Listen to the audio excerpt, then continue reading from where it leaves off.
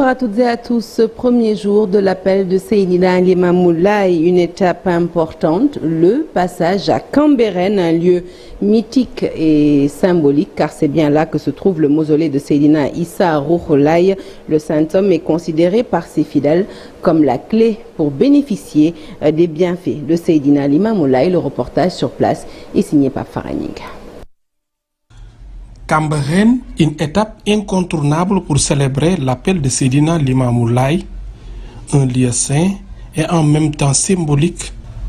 C'est juste à côté de la mer où se trouve le mausolée de Saint-Homme Seydina Issa Rouhou Laye, la clé pour bénéficier du Mahdi.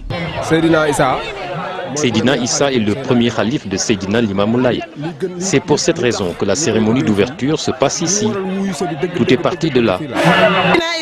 Seydina Issa, le maître des lieux, est le fils de Seydina Limamou, qui est à l'origine de l'appel. Seydina Issa est son fils aîné. Tout commence chez lui. On démarre tout ici. La cérémonie d'ouverture à Cambérène s'explique. Seydina Limamou Al-Mahdi est né à Yoff. De Yoff, il est allé dans le Waalo. De là-bas, il s'est établi à Ndiguel. C'était là-bas Cambérène d'ailleurs. L'illustre homme de Dieu, Seydina Limamou Laye Al-Mahdi, perpétue le legs du prophète Mohammed paix et salut sur lui envers les musulmans. Nous en sommes à la 144e année depuis le premier appel. Et tous les ans, le nombre de pèlerins augmente. Les thèmes choisis collent toujours avec l'actualité. Les fidèles, de plus en plus dévoués. C'est dire que l'appel de Dieu est l'appel qui vaille.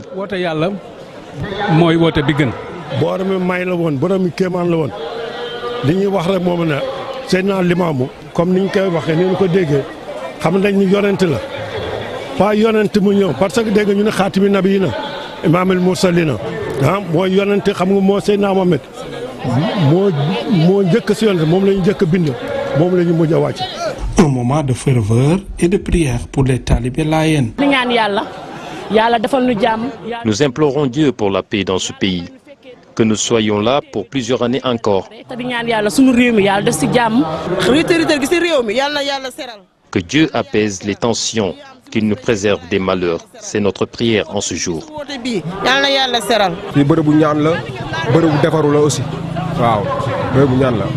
En ce premier jour de l'appel de Seydina Limamou Laye Al-Mahdi, des milliers de fidèles ont fait le déplacement pour commémorer l'appel du Saint-Homme il y a de cela 144 ans. Un très bon appel à toute la communauté laïenne qui nous regarde ce soir. Passons à présent à l'interview accordée par le chef de l'État Macky Sall à nos confrères d'Associated Press. Le président de la République est revenu entre autres sur l'intérêt, les délais et les conditions du dialogue auquel il appelle toute la classe politique. Le président de la République qui met en garde les acteurs politiques sur les risques qui guettent le Sénégal si les divergences ne sont pas réglées dans le cadre de ce dialogue. Je vous propose de lire. Et je vous l'annonçais en titre, Patrice Talon juge regrettable la décision de son homologue sénégalais Macky Sall reportant l'élection présidentielle. Le président béninois évoque de possibles sanctions que la CEDEAO et l'UEMOA pourraient infliger au Sénégal à l'image du Niger. Il s'est exprimé à l'occasion d'une conférence de presse à Cotonou, morceau choisi. Et ce qu'on observe au Sénégal qui est regrettable est de nature aujourd'hui à nous interpeller sur le rôle des communautés auxquelles nous appartenons. Est-ce que la CEDEAO ou l'UMOA, cette fois-ci, doit condamner ou non? Est-ce qu'elle doit condamner ou non? Quand on condamne, on dit qu'il ne faut pas condamner. Quand on sanctionne, on dit qu'il ne faut pas sanctionner. Il faut faire quoi? On va dire oui, mais si vous avez condamné ici, il faut mieux condamner là. D'accord, on l'a fait. Après le Mali, la Guinée, le Burkina, on l'a fait. On dit bon, une, deux fois. Vous savez que le Burkina n'a pas été sanctionné. Du tout. Mais le Niger, oui, parce qu'on a dit, à un moment donné, trop c'est trop. Ce trop c'est trop là continue. Il y a encore un trop qui vient dessus. Il faut faire quoi? Est-ce que la CEDEAO doit condamner? Dire non, c'est pas admissible. Non, revenir en arrière. Non, si c'est pas fait, voilà les sanctions. On va dire, mais il n'a pas vu ce qui passe au Niger. On l'a fait au Niger. Voilà là où c'est en train de nous amener. Donc, moi, je suis perdu un peu. Je suis perdu. qu'est-ce qu'il faut faire? Si on regarde ce qui s'est passé dans les 4 pays et ce que nous avons pris comme décision, ce que ça a donné, qu'est-ce que nous devons faire aujourd'hui si demain quelque chose se passe encore dans un autre pays comme le Bénin? Ça se passe en Côte d'Ivoire, au Togo, en Guinée-Bissau, on fait quoi? Allez, à présent, ce communiqué du SAES, le Bureau national du syndicat autonome des enseignants du Sénégal, constatant les violentes répressions policières ayant conduit à la mort d'Alpha Yero Tunkara ce vendredi 9 février 2024 à l'université Gaston Berger de Saint-Louis, décrète un mot d'ordre de grève de 48 heures. Ce sera donc le lundi 12 et le mardi 13 février 2024. Le Bureau national, conformément à son courrier du jeudi 8 février adressé au coordonnateur de campus, rappelle que les assemblées générales de campus doivent être convoquées et les procès-verbaux transmis avant le 16 février 2024. Voilà donc un communiqué signé par le Bureau national du syndicat autonome des enseignants du Sénégal et fait à Dakar le 10 février 2024. Le ministre de l'Intérieur a été informé du décès du nommé Alpha Yero Tunkara, étudiant à l'université Gaston Berger de Saint-Louis, suite aux manifestations qui ont éclaté hier à Saint-Louis, 9 février 2024. À cet effet, le procureur de la République a été saisi pour mener une enquête diligente afin de déterminer les causes et les circonstances de la mort. Toutefois, il convient d'emblée de signaler que dans le cadre du maintien de l'ordre, les forces de défense et de sécurité ne sont pas intervenues sur le campus universitaire où le décès est survenu. Au nom de son Excellence, Monsieur le Président de la République Macky Sall, le ministre de l'Intérieur présente ses condoléances à la famille et aux proches de la victime. Un communiqué donc du ministre de l'Intérieur fait également ce 9 février 2024. Et puis, on en sait davantage sur les circonstances du décès de Modou Gueye, commerçant habitant à Guinaw Rail, décédé également lors des manifestations d'hier. Le certificat de genre de mort établit une mort accidentelle, un traumatisme, on va dire, thoraco-abdominal par arme à feu ayant entraîné un choc hémorragique réfractaire malgré les moyens chirurgicaux et d'embolisation. Voilà donc un certificat médical également fait ce 10 février 2024 à propos de la mort de ce commerçant donc établi à Guinaw Rail et qui s'appelait Modou Gueye, paix à l'âme des disparus. Nous parlons de tout à fait autre chose puisque vous l'avez sans doute remarqué depuis quelques semaines, eh bien l'architecture de notre JT a complètement changé, à place à présent au dossier de la rédaction et nous allons tout de suite, sans transition, à la découverte du métier de livreur. De nombreux jeunes s'y adonnent. Les raisons de leur intérêt dans le domaine de la livraison sont diverses et variées. Souleymane Diallo et Babacar Samb ont investi le secteur depuis qu'ils ont arrêté leurs études. Au micro de nos reporters, ils relatent des tracas endurés au quotidien entre arrestation et verbalisation. Un métier qui n'est pas de tout repos et qui requiert le respect des règles édictées par le service des mines pour s'éviter des ennuis. Ce dossier est signé à Faye. Ils sont tous les jours au contact de la pollution de l'air et de la forte chaleur qui sévissent dans la capitale sénégalaise. Les livreurs mettent leur santé en jeu au quotidien. Chaque jour, ils enchaînent tournées et livraisons. Le but, gagner leur vie. Plus d'argent. Souleymane Diallo et Babacar Samb ont le même métier, deux livreurs qui ont très tôt abandonné les études. J'étais un tailleur, mais j'ai fini par laisser tomber ce métier parce que je n'arrivais pas à subvenir à mes besoins. Par la suite, je suis devenu un livreur de viande. J'étais élève, mais j'ai fini par abandonner mes études pour me consacrer au métier de livreur grâce à ma passion pour les motos. Babacar est chargé d'effectuer une course entre Fass et la grande mosquée de Dakar pour livrer des documents. Amoureux de son travail, il s'organise avec ses clients la veille pour connaître son trajet du jour. C'est simple, le client m'appelle pour me remettre un colis. Il me donne aussi le lieu de livraison et le numéro de téléphone de la personne à qui je dois remettre le colis. C'est comme ça que je travaille. Le métier paye bien au début. Aujourd'hui, ces coursiers connaissent une baisse de leurs revenus journaliers à cause de la forte concurrence. Ce n'est plus comme avant, mais on gère. Au début, je pouvais avoir 25 000 à 35 000 francs CFA par jour.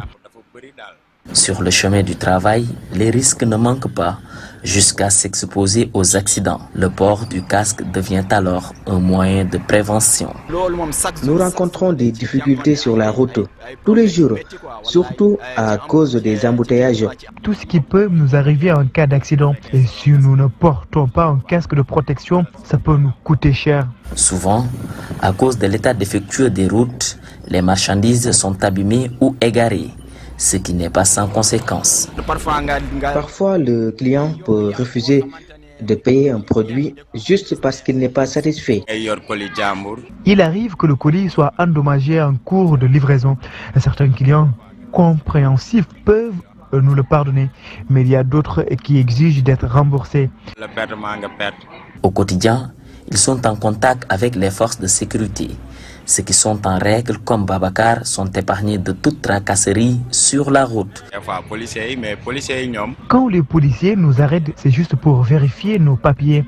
Si nous sommes en règle, ils nous laisseront continuer nos activités. Oui, j'ai tous mes papiers avec moi. En revanche, ceux qui effreignent la réglementation usent de tous les subterfuges pour échapper aux forces de l'ordre et s'éviter la verbalisation. Repérer leur lieu de pointe pour pouvoir les contourner. Je l'avoue, je ne suis pas totalement en règle. Et pourtant, la loi est claire. Nous nous sommes rendus au service des mines. Ici, les agents contrôlent toutes les motos avant la délivrance d'une carte grise ou permis de conduire. Il y a bien des normes. Si tu déclares que c'est pièce d'état et que tu peux faire ça en moto normale, donc c'est pas facile. Pour les motos, donc, il te faut un CMC, bien un CMC acte de vente légalisé, prendre un rendez-vous pour viser. Après le visa, vous amenez les papiers ici. Comme ça, la suite, c'est ici. Le livreur est chargé d'effectuer des livraisons dans des délais brefs. Le métier présente bien des avantages, mais aussi des contraintes dont il faut avoir conscience lorsqu'on décide de s'engager dans cette voie. Le livreur bénéficie d'une grande autonomie dans son travail, certes, mais aussi des responsabilités importantes. Il doit avoir le sens relationnel car il est fréquemment en contact avec les clients. Habib Faye, merci. Zoom à présent sur un service très en vogue de nos jours. Il s'agit de la restauration à domicile parce qu'il procure de nombreux avantages à leurs clients. Gain de temps, diversification des menus, qualité des repas. Les traiteurs ont la cote. Nos reporters ont rencontré des restauratrices, dont une jeune dame qui s'active dans le secteur. Elle s'appelle Ndeye Binta Meng. Elle dirige La Roche d'Amour, une entreprise spécialisée dans la restauration à domicile depuis 7 ans. Le créneau est porteur. Il est apprécié à la fois par les clients et les livreurs qui disent trouver leur compte dans l'exécution de ces courses rapides. Un dossier signé Maïmouna Ndiaye et Pape Fall. Au temps de Adja Fatou Bintou Dieye, pour préparer les mets lors d'une cérémonie familiale, tout le monde mettait la main à la pâte. Avant, par exemple, pour servir des beignets dans une cérémonie, on prenait du papier ciment. Il jouait le rôle d'emballage. Pour la bouillie, ça se préparait dans des calebasses.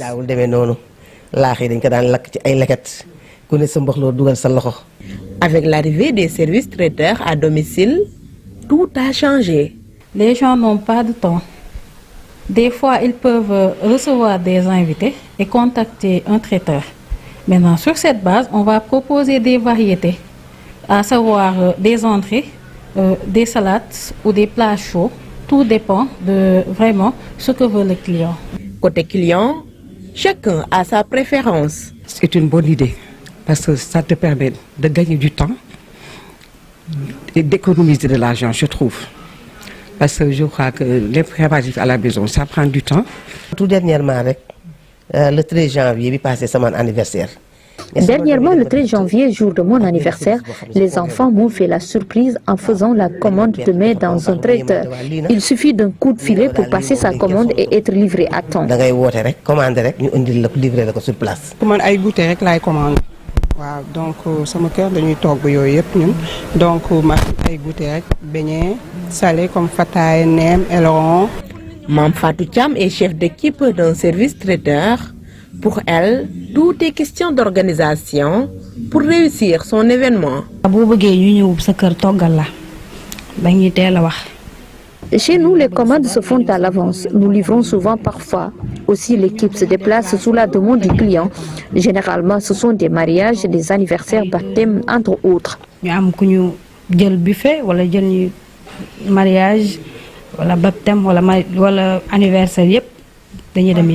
Avec le temps, la restauration a évolué.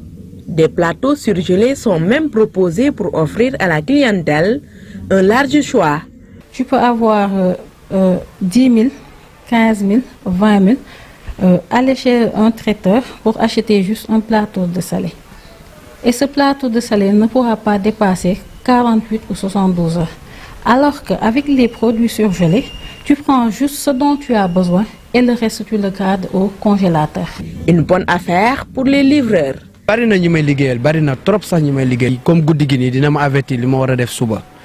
Je travaille avec beaucoup de services traiteurs. Les livraisons s'organisent la veille, c'est pour éviter que le client se plaigne d'un retard. Pour la paye, ils ont deux moyens, en espèces ou via les transferts d'argent.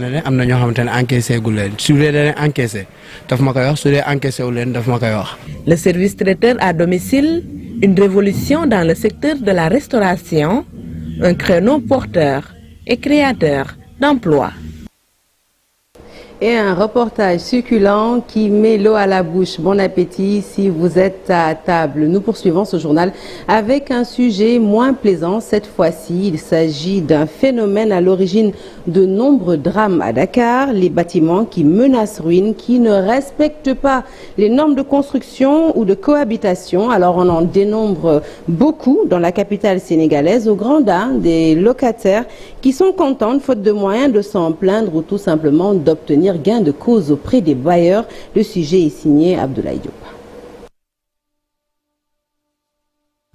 Face à un incendie qui s'est déclaré dans l'immeuble, les habitants de la cité Ataya se retrouvent dos au mur, sans aucune issue de secours et sans ascenseur. Et quand le feu débute, ça veut dire que ces escaliers deviennent impraticables.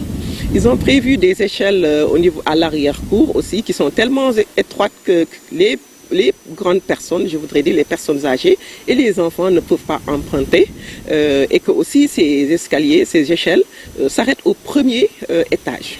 Voilà, de ce fait, des fois, les gens disent sauter en cas d'incendie. En plus de ce dysfonctionnement de la sécurité, ils sont également confrontés à un problème de manque d'eau.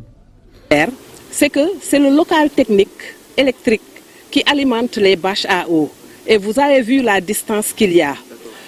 Cette distance, pour faire monter l'eau, et la baisse de pression de la Seine-Eau par rapport au site où nous habitons, fait que nous avons acheté des pompes booster pour au moins avoir pour une bonne alimentation en eau. Dans de nombreuses localités à Dakar, les habitants des étages supérieurs se plaignent du manque ou du retard de l'approvisionnement en eau. Dans cette maison, il n'y a pas d'eau au deuxième étage, ni au premier. Mais au rez-de-chaussée, le robinet coule à flot.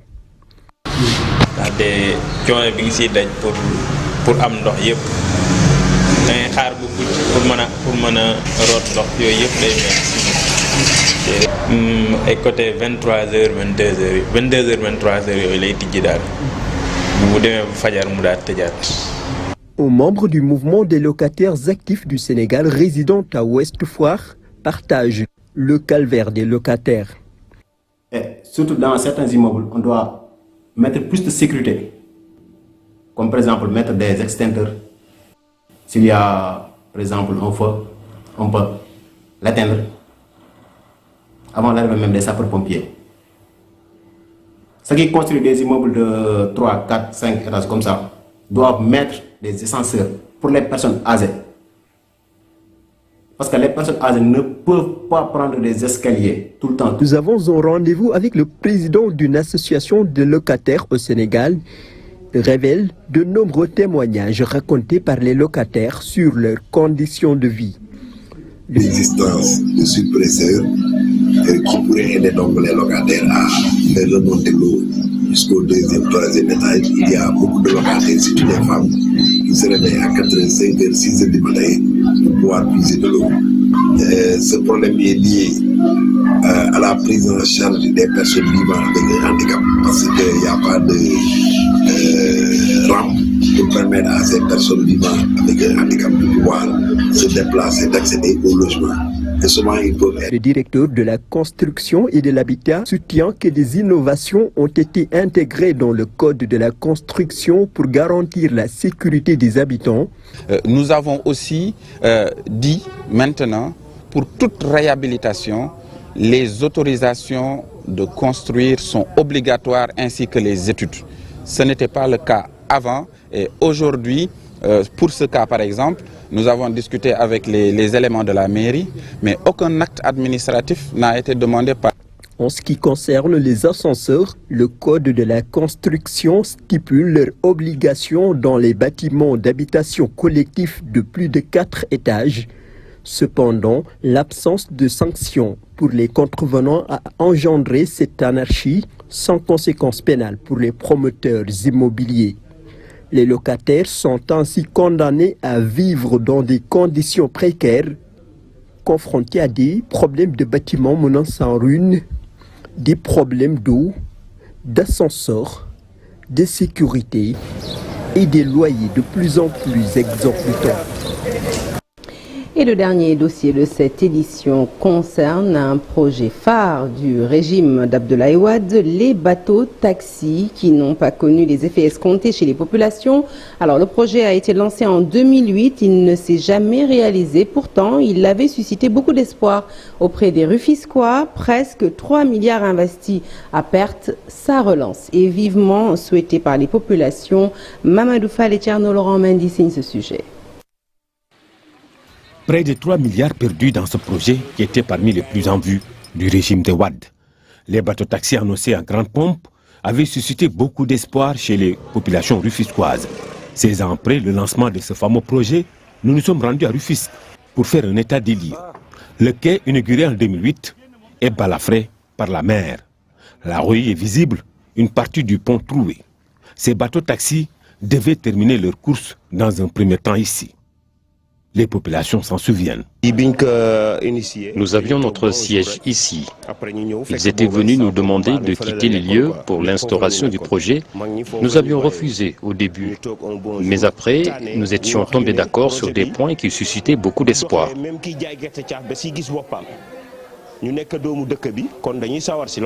C'était le projet de l'espoir. Qu'est-ce qui peut expliquer sa non-fonctionnalité? Nous fondions beaucoup d'espoir sur ce projet. Cela devait nous faciliter l'acheminement de nos produits et marchandises sur Dakar et relancer notre commerce. Mais ils sont venus imposer leur propre vision, ignorant que ce lieu est le refuge de Mamkoumbalamb. Ils n'ont pas tenu compte des réalités mystiques. C'est une perte énorme d'argent.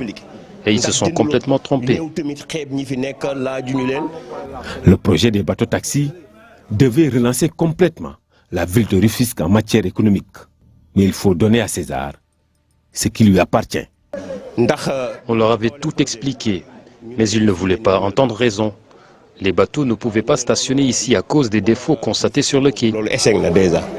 Malgré les 16 longues années filées, les populations veulent toujours ce projet.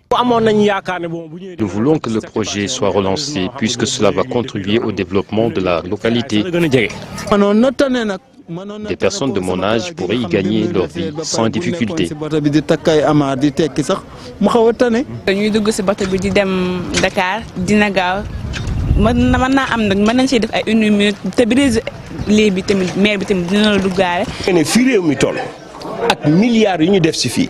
war nañu bàyyi mu nax saay mais loolu perte bu rëy la Après le bâtiment donc, qui devait servir de ticketing pour les passagers qui devaient emprunter les bateaux taxis pour relier Dakar, nous sommes ici sur le quai qui devait servir peut-être de lieu de descente ou de rencontre des populations rufisquoises de Bargny, mais également des autres départements.